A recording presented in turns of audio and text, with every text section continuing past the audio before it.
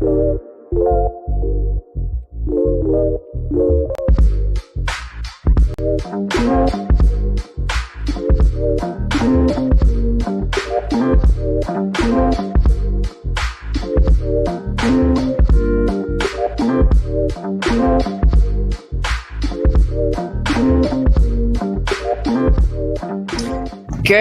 morning, everyone. Welcome to Resistance Live. It's the 12th of July, 2024, and this news cycle is a nightmare. I know you're all feeling exactly the same way I am, but I'm having so many moments today of just being completely horrified. We're going to talk about the new Marist poll, which is very good news. I query whether or not it's going to make a difference to all the white men who are calling for Biden to step aside, but we'll talk about that too. And I obviously want to talk about last night's press conference and some of the developments that have happened since.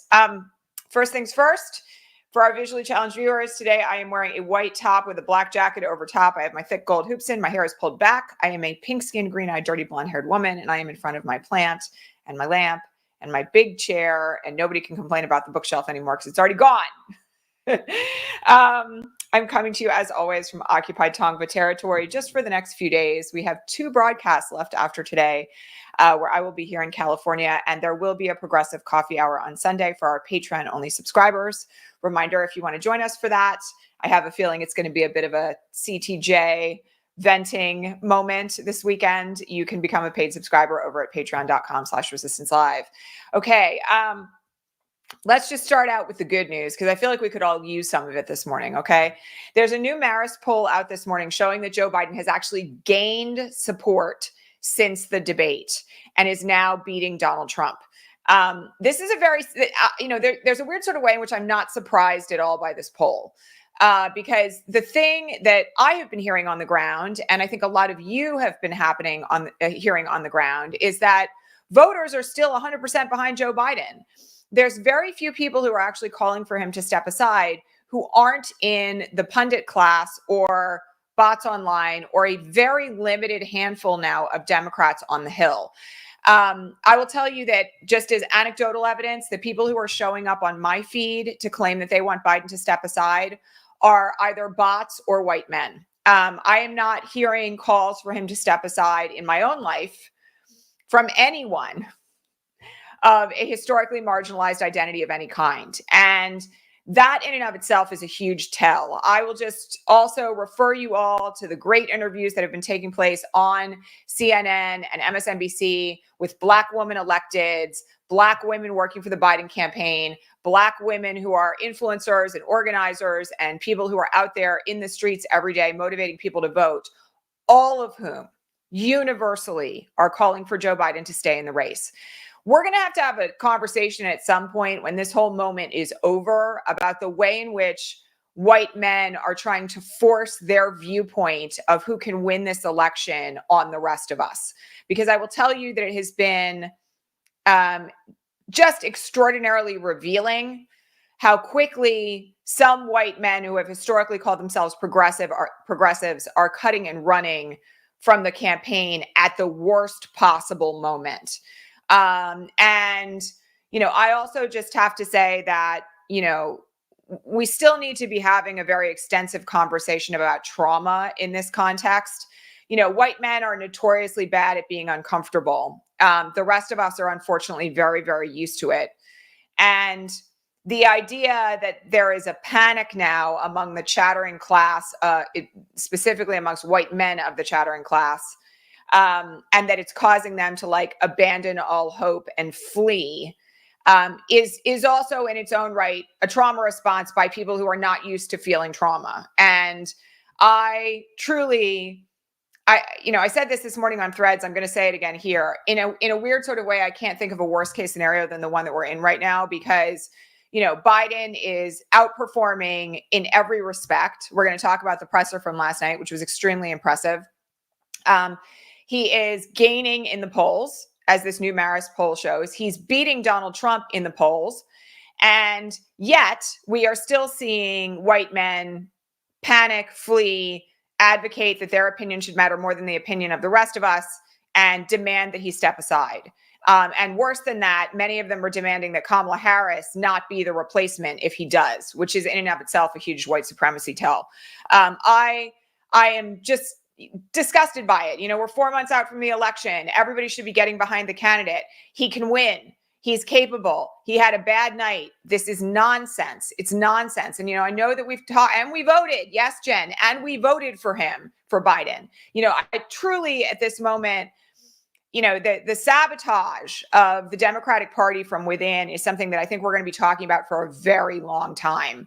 But all that said, I do want to focus on the fact that voters are saying that they want Biden to stay in the race, and particularly the voters who are likely to be the most adversely impacted by a second Trump administration.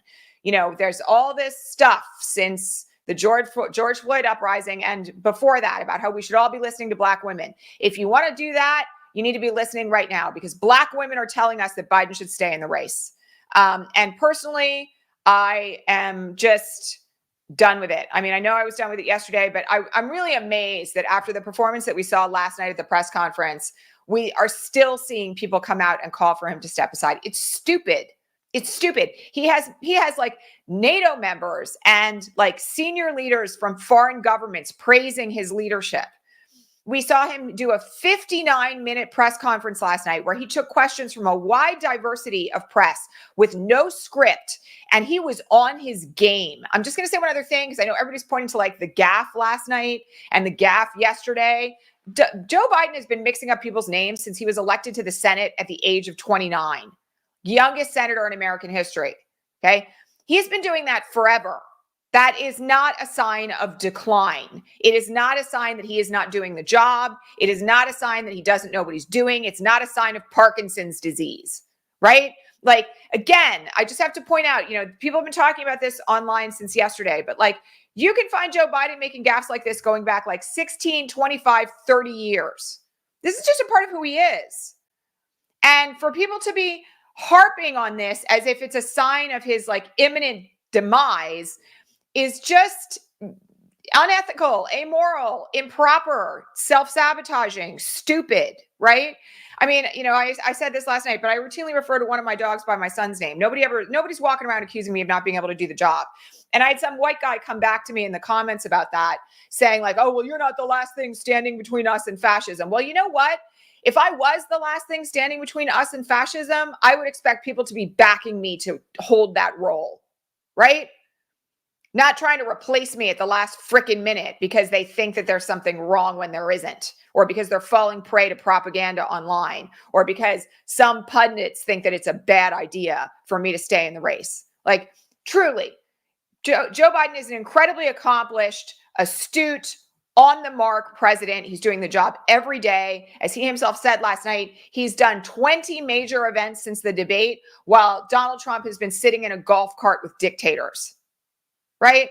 I mean, like, we've really, truly got to get in line about this. Okay, so the polls are showing what we already know, that voters want Joe Biden to stay in the race. And if you're going to do anything today, I would encourage people to make phone calls to the Hill. I know many of the folks in this audience are already doing that. Make phone calls to the Hill, to representatives, to senators, to your representatives, to your senators, telling them to back Biden. Okay? And if they've made an announcement already that they're not going to do that, you need to call and give them a piece of your mind. Because, like, you're their constituent. They're supposed to represent you. I think that we should have all the information that we need after last night's press conference, what's happened with the NATO summit, and fundamentally everything that Biden has done since the debate. This issue should be closed. Okay? It should be closed. And the fact that it isn't means that what Joe Biden said last night, which we all knew when he said it was 100% true, that no matter what he did, it wasn't going to be good enough, is just a sign of where we are. Okay. But I'm just going to say something. We the people are supposed to decide who our elected officials are. We the people are supposed to be making that decision. Not a few handful of white guys on the Hill, or there's a couple white women in there, unfortunately, also. Not the pundits on mainstream media. Us. We're supposed to be making that decision.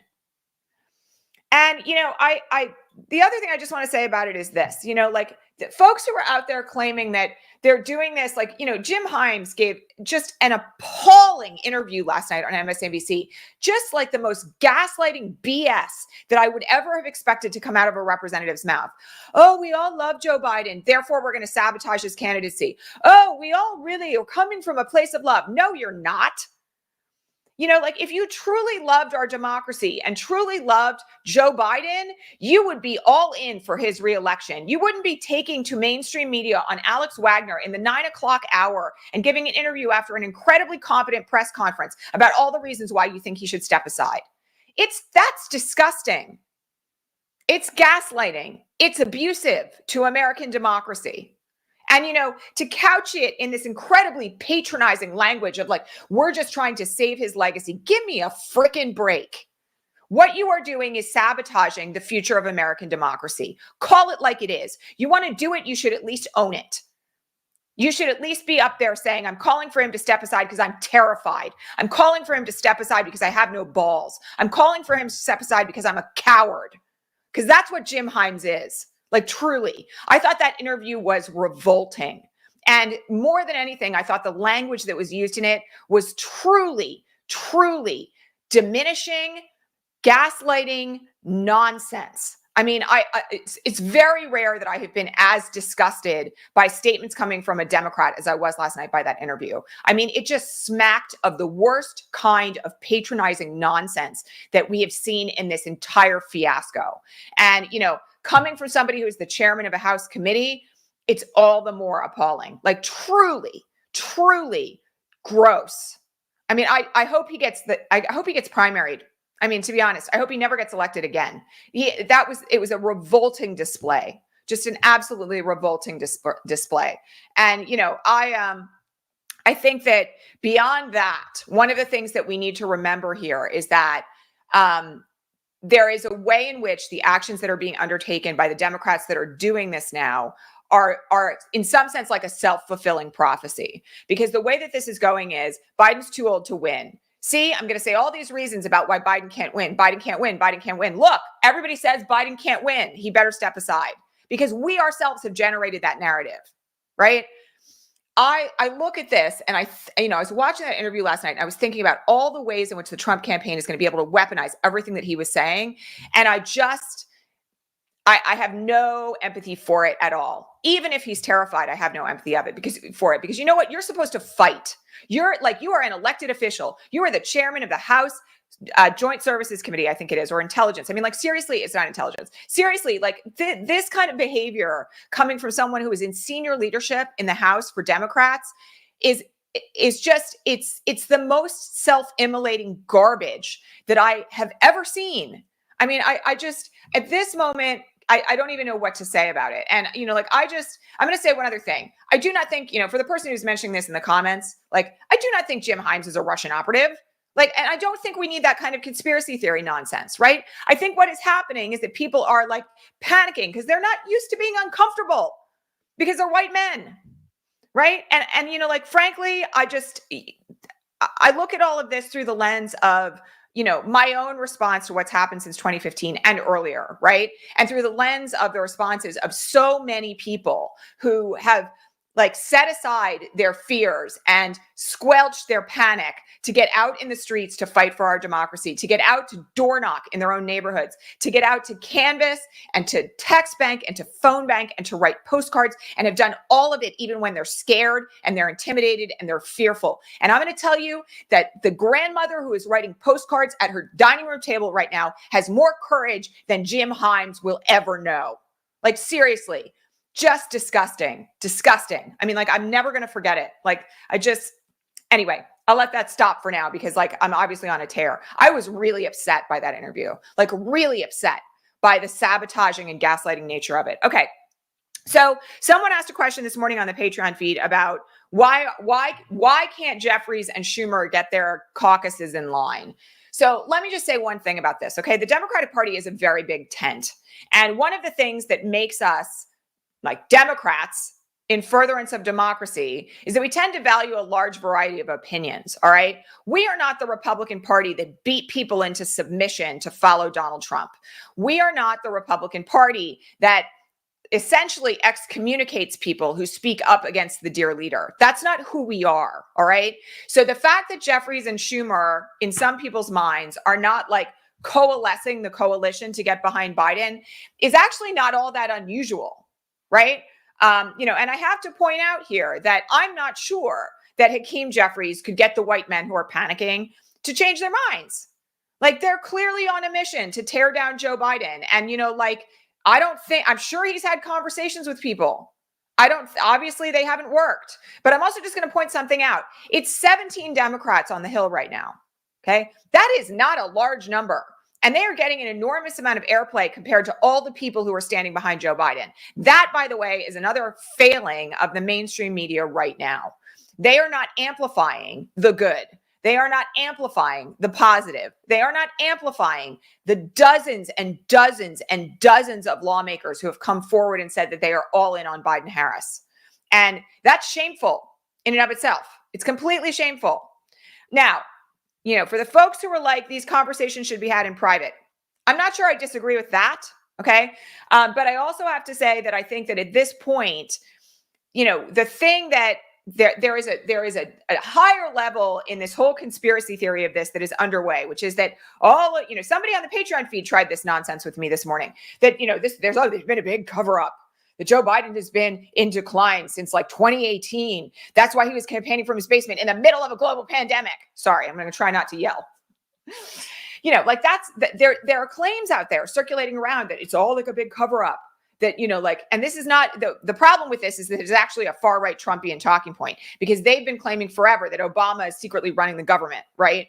We do not need to fall into that line, okay? And I think that one way we don't fall into that line is by allowing people to speak their minds, right? Do I wish that people were like more conscious about the damage that they were doing? 1,000%. But also, I don't think that telling people not to speak their mind is going to reflect well on us either, right? What we really need is people to come to their senses and get behind the current ticket and stop being so fearful and cowardly in the face of fascism, right? Like, that's what we need. We need people to find their frickin' backbones. And that is what is required right now. I have to say that, assuming this all plays out the way that I imagine that it's going to play out, given where the voters are coming down, it's going to be a hard road back for the Democrats who have taken this stance. The damage is done to their professional careers. I have some thoughts about that. I don't think now is the time to share it, because what I think we all need to be very focused on is electing Democrats up and down the ticket. Okay. But I do think that there's going to be fallout from this for a long time to come. And I don't know in the long run what that's going to mean for the party as a whole. But truly, this person's going, of course, Biden can drive a car. I don't know where people are getting this garbage. I mean, by the way, the president is not allowed to drive generally. I don't know if you know this, but the president is not allowed to drive generally because of national security concerns. You have to be chauffeured everywhere. It's one of the rules of the presidency. People show up here sometimes with just the weirdest nonsense. Okay. So in other words, I think that we need to stop blaming Jeffries and Schumer for the fact that there are sporadic people at this moment who are speaking out against Joe Biden. Okay. It's not their fault. Okay. It's not their fault. And I think the other thing that's happening, Jeffries put out a statement this morning that, he had met with Biden and there had been concerns expressed and those concerns had been discussed. And there wasn't any final note on that made everybody feel better. So what? Right? Jeffries, along with Schumer, are also navigating an incredibly difficult political moment, right? Demanding that they forcefully make some statement about how they're going to whip their people into line is not what this moment requires. I would much rather have there be a stable response to this that actually creates a sense of grounding and understanding than have them racing around also, much like the punditry, with chickens with their heads cut off, right? I mean, at this moment, we actually need stability and careful response more than ever, okay? Yeah, and thank you to everybody who's pointing out that, of course, Joe Biden is out there riding a bike every weekend. Jesus, it's just, some of this is just so stupid. Okay, I want to talk about this reporting this morning at inside the New York Times that donors are freezing their donations to the Biden PAC. Let me just say one thing about this. This is not new news. There had been rumors of this, whiffs of this a couple of days ago. And I have said to all of you, and I just want to say it again, that the vast majority of donations to the Biden-Harris war chest, and, you know, Biden himself mentioned this last night in the press conference, have come from small donors, right? They have like $200 million plus in the bank. And the vast majority of that have been donations of $200 or less. So, you know, you can go make a donation to the Biden Victory Fund if you would care to this morning. I think that's not a bad move, you know, but I'm not particularly bothered by the fact that there are a few extremely uber rich donors who are freezing things. Like that in and of itself is also not a predictor of outcome. Again, a lot of people have won elections with no big money donors at all. Okay. And I don't think that this is actually something that is going to hinder the campaign in any major way. I mean, like, by the way, Donald Trump is out there hawking sneakers again, in case you're wondering who's really desperate for cash. Okay. So, you know, once again, the point of this is to remember, by the way, that the mainstream media is currently in a tailspin. Like this, by the way, you know, we can talk about this on a philosophical level, is really it's a moment of reckoning for the mainstream media, because they are feeding a frenzy that in the end could potentially destroy democracy. It's truly amoral and abhorrent to watch, and they are doing it under the guise of like, we know what's best for America. No, like, I'm sorry, like, once again, the people who decide what's best for America is us, not people who have multi-million-dollar podcasts claiming that they're progressives. I'm outraged right now by like a certain crew of these people, not commentators on social media, not, you know, like people who have other YouTube channels, not those people don't decide. I don't decide as like somebody who's out here commentating. The voters decide, right? That's what democracy is supposed to be about. So, you know, the mainstream media is going to have to come to terms with who they are going to be going forward. And, you know, part of the problem right now is that a lot of these mainstream media news organizations are owned by big Trump donors. And anybody thinking that like reporters, including reporters we have all known and loved for many, many years, are not being adversely impacted by what their leadership is telling them they have to report on is not awake. Like, there is absolutely an influence coming from the top down about what is going on here in the terms of the commentary and what is being allowed to be put on air and how it is being managed.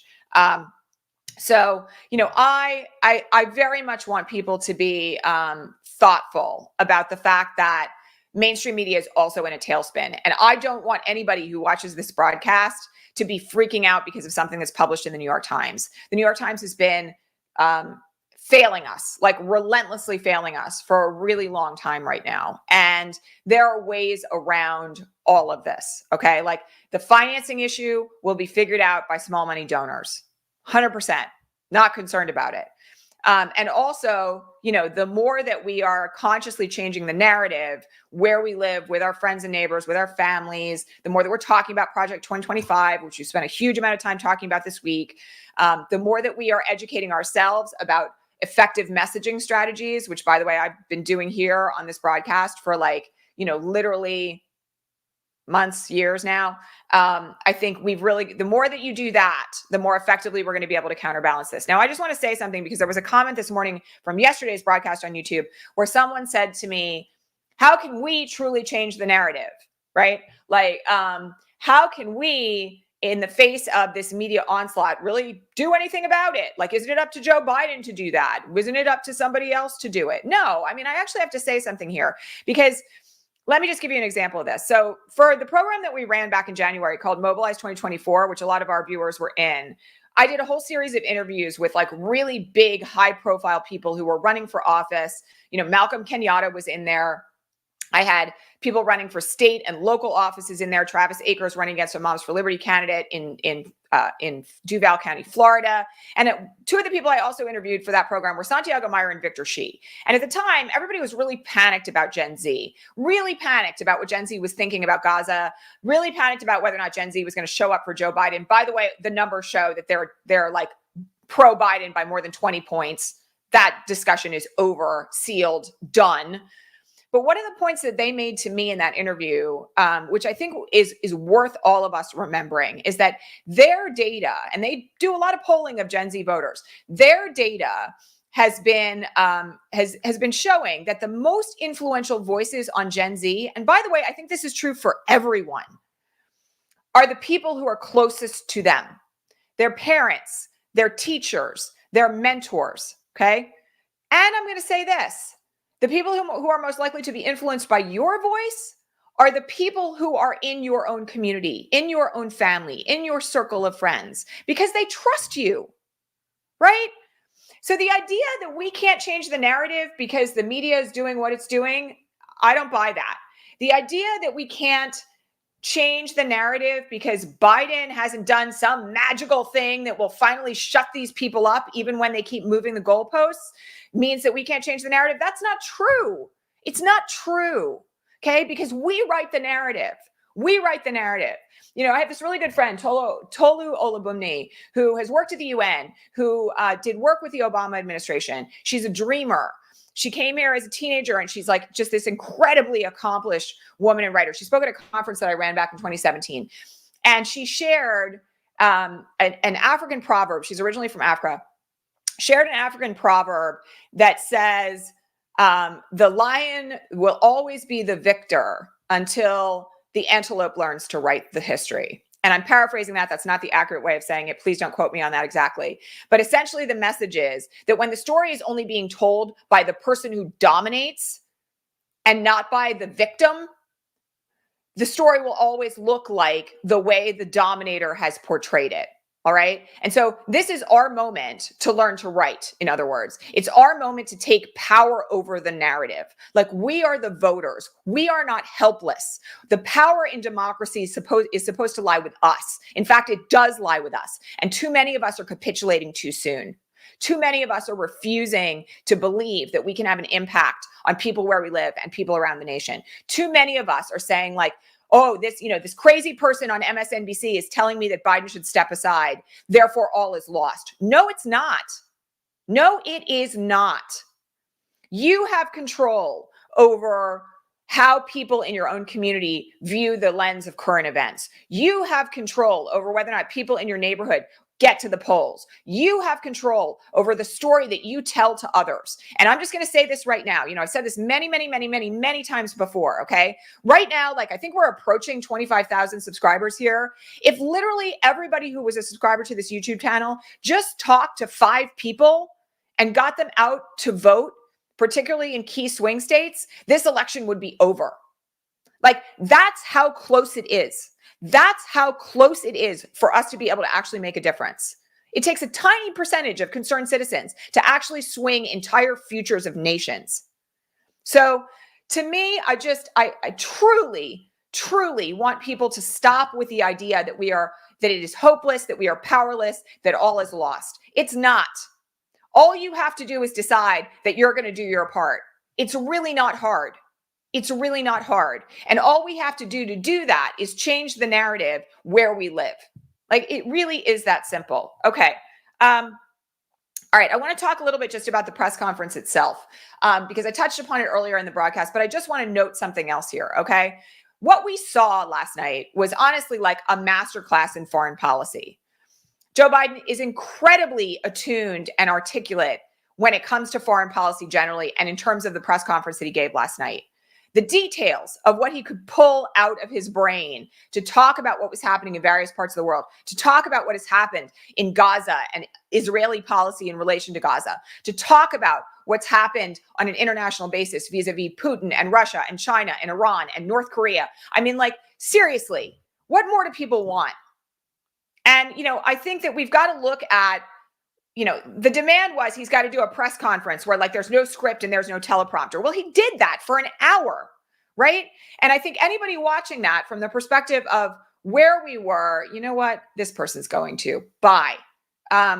The perspective of how we are looking at this right now is one where the goalposts are always moving. The mainstream media is moving the goalposts over and over and over again. And that's just not fair. Like, it's legitimately not fair. It's not fair to us. It's not fair to democracy. It's not fair to this election. All right. again, I said it before, but it's worth saying again. There's nothing that he's going to be able to do here that's going to satisfy some of these people. Like, truly, I think the bulwark is a lost cause. Like, they're not coming back to the view that Biden should win under any circumstances. And I'm going to remind you all, they're all Republicans anyway. Maybe they're rhinos, but I just have to say, like, there's a way in which I'm just not surprised. So, you know, I want people at this point to believe what they saw, right? And what you saw was an incredibly competent president leading through a NATO summit under an extraordinary amount of pressure from the press, who performed at exemplary levels. Did he have a gaffe? Yeah, he's had them all his life. But seriously, look at what he did last night. I mean, I just, you know, from the perspective of where we sit, there's truly no way to look at what happened last night and be honest with yourself that this is someone who is not capable of doing the job. And then on top of it, we had him last night talking ad nauseum about Kamala Harris and how great she is and how prepared she is to become president in the event that anything happens, how he chose her because she was ready to become president on day one. Like, seriously, I don't know what more people want. And, you know, again, when we look at it through the lens of what the voters are saying, when we look at it through the lens, particularly of what the backbone of the Democratic voter bodies are saying, like, it should be enough. It should be enough. So things that I want people to do today, because I always like to leave you guys with like some action points. Again, I think it's a really good day to call the Hill.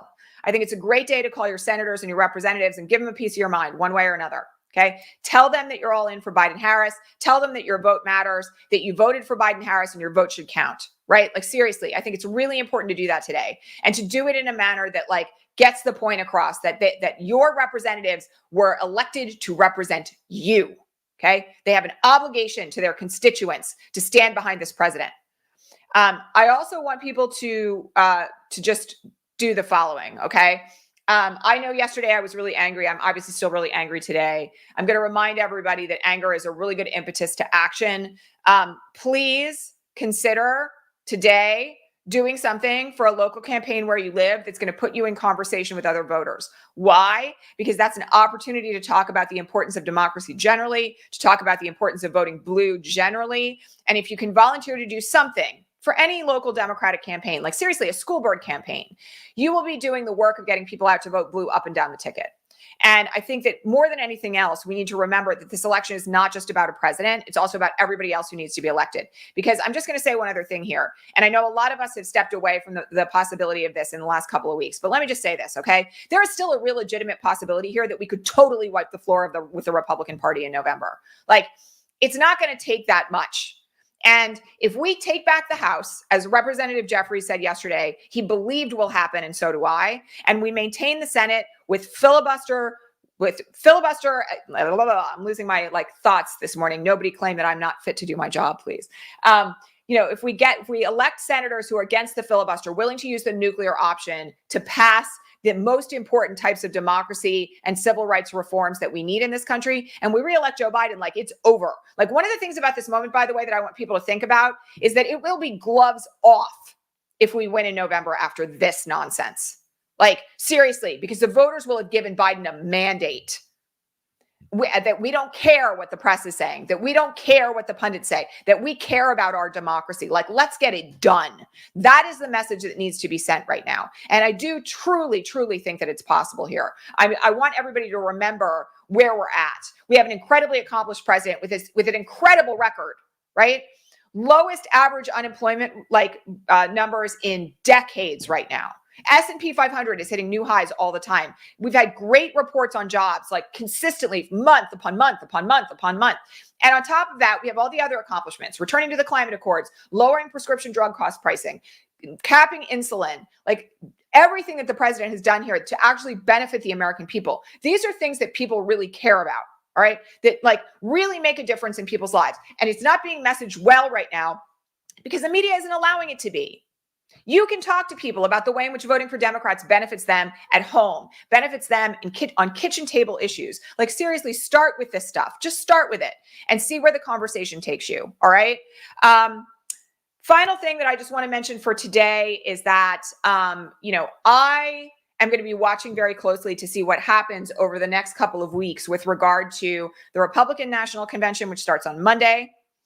with regard to, the endorsement of all the Project 2025 talking points that we're going to see all week next week. Please expect that the fascists are going to be even more hoods off than they have been in recent history after what the media has done over the last 2 weeks to Joe Biden.